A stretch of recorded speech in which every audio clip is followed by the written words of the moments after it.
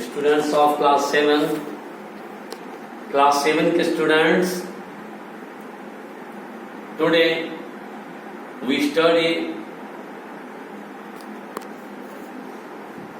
in civics women's equality in chapter 5.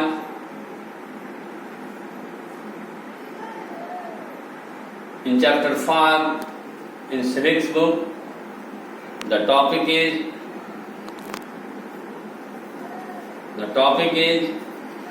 women's work and equality. women's work and equality topic का नाम है women's work and equality, महिलाओं की काम और उनकी समानताएं. women's fought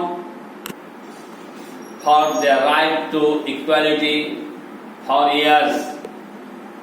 महिलाओं ने राइट टू इक्वालिटी के लिए, महिलाओं ने समानता के अधिकार के लिए वर्षों तक संघर्ष की थी.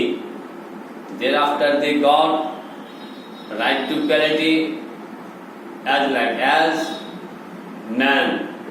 जब जाकर के उन्हें पुरुषों के समान समानता का अधिकार मिला. As we know, equality is an important principle of our constitution. जैसा कि हम जानते हैं कि हमारे संविधान की यह एक महत्वपूर्ण सिद्धांत है, समानता का अधिकार, right to equality. The Constitution says that being male or female should not become a reason for discrimination. हमारा संविधान कहता है कि स्टेटस होने के कारण किसी प्रकार का मैन हो या वुमेन, गर्ल हो या बॉय के नाम पर किसी प्रकार का भेदभाव नहीं होना चाहिए. Both man and women should be given right to equality equally. There should be no inequality between at the name of sex. Sex के आधार पर, लिंग के आधार पर किसी प्रकार का भेदभाव नहीं किया जाना चाहिए. In reality inequality between the sexes exist. लेकिन वास्तविकता यह है कि अभी भी लिंग के आधार पर असमानता व्याप्त है. इस असमानता को समाप्त करने के लिए गवर्नमेंट बहुत सारी स्कीम लॉन्च की है, काम कर रही है. The government is therefore committed to understanding the reasons for this and taking positive steps to remedy the situation. अतः इस प्रकार की विसंगतियों को दूर करने के लिए, स्त्री पुरुष में जो एक असमानता की खाई है, इसे समाप्त करने के लिए गवर्नमेंट बहुत प्रकार की योजनाएं बनाई हैं और बहुत कुछ सुधार हो रहा है और सुधार होता रहेगा. It recognizes that burden of child care and housework falls on the women. स्वतः अनुभवजन्य बात है कि सारे घरेलू काम, चाइल्ड केयर के काम, डोमेस्टिक वर्क के सारे बर्डन महिलाओं के कंधे पर, लड़कियों के कंधे पर ही होते हैं. This naturally has an impact on whether women or girls can attend schools, जिससे महिलाओं की, लड़कियों की पढ़ाई लिखाई में बहुत सारी परेशानी होती है. इस परेशानी को दूर करने के लिए गवर्नमेंट भरसक कोशिश कर रही है. It determines whether women can work outside the house, what kind of jobs and careers they can have.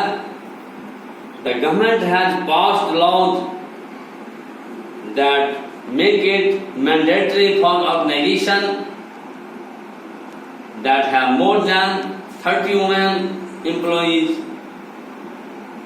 to provide crèche facilities। शहरों में, महानगरों में रहने वाली महिलाओं जो घर से बाहर फैक्ट्री में, ऑफिस में काम करती है, उनके छोटे बच्चे होते हैं, छोटे बच्चे को लेकर के ऑफिस नहीं जा सकती है, न घर छोड़ के जा सकती है।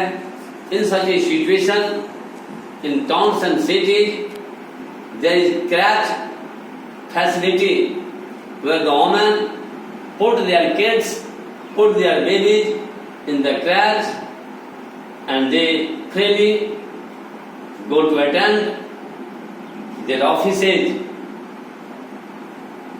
क्रैच की सुविधा से शहर और महानगरों में महिलाएं बच्चों को क्रैच में छोड़ देती हैं 5 घंटे के लिए, 7 घंटे के लिए, जहां उन्हें प्रॉपर केयर होता है, बच्चों की बेहतर से बेहतर देखरेख होता है, और फिर वो ऑफिस से वापस आती है, अपने बच्चे को घर ले आती है, जिससे वे उनके काम ऑफिसर वर्क भी चलते हैं, अर्निंग भी होते हैं, और उनके बच्चे का भी प्रॉपर केयर क्रैचेज में होता है।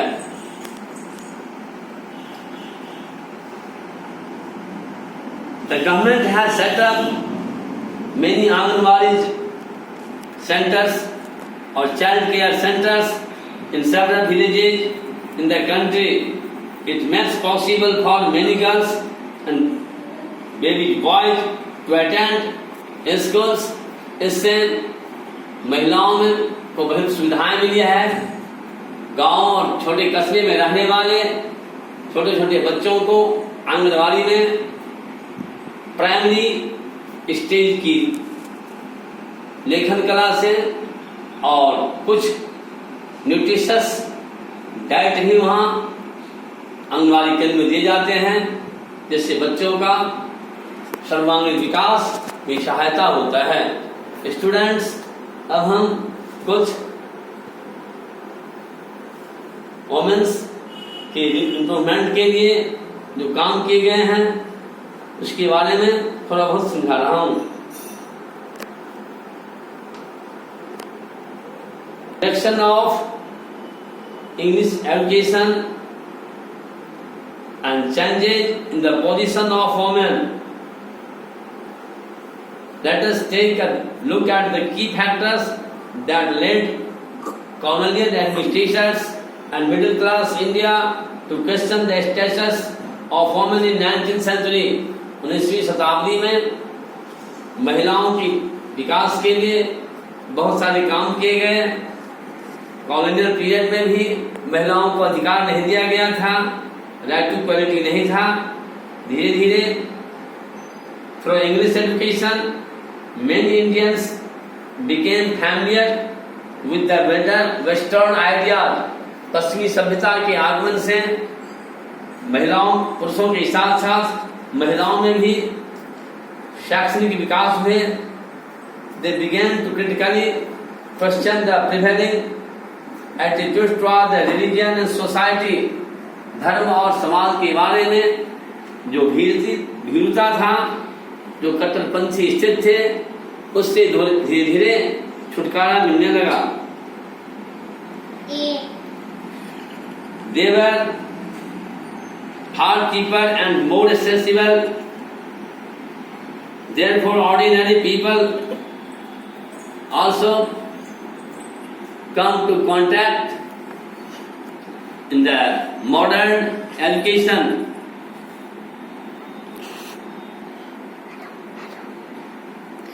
The most important landmark in girls' education was the founding of a school in Calcutta, the Hindu Balika Vidyalaya. Hindu Balika Vidyalaya सर्वप्रथम कोलकाता में खोला गया बाय जॉन एलियट के द्वारा, और in his school no man was allowed within the walls of the institution। Hindu Balika Vidyalaya जिन्होंने John Elliott ड्रिंकवाटर Dachhan ने खोला था। हिंदू बालिका विद्यालय जॉन एलियट ड्रिंकवाटर डचन ने खोला था। इसमें पुरुषों का प्रवेश सब था, निषेध था, महिला कर्मी, महिला शिक्षाएं और केवल लड़कियां ही उस संस्था में पढ़ाए जाते थे। Gradually there was an improvement for the girls' education. Now we say the girls are seen, the girls are available in every aspects of our lives, in every competitive examinations. Girls are not less than the boys. आज हम देखते हैं कि पुरुषों के समान लड़कों से बेहतर ही प्रदर्शन लड़कियां कर रही है। यह एक आने वाले भविष्य के लिए बहुत ही ऑस्पिशियस है, शुभ सूचक है। Thank you. नेक्स्ट डे मैं आपको नेक्स्ट चैप्टर पढ़ाऊंगा, अगला चैप्टर पढ़ाऊंगा। छात्रों, thank you. You will study at home and remember some of the question answers based on this chapter. Thank you.